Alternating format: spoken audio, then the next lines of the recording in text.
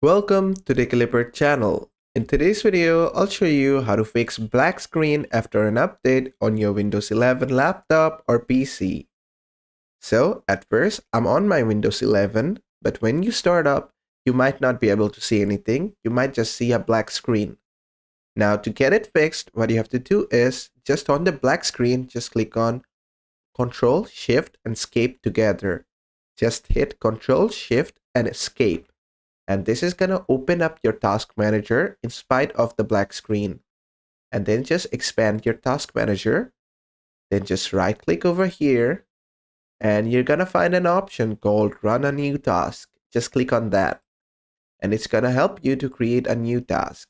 And inside this, what you have to do is just type explorer.exe. That is explorer.exe. Just type this and click on OK.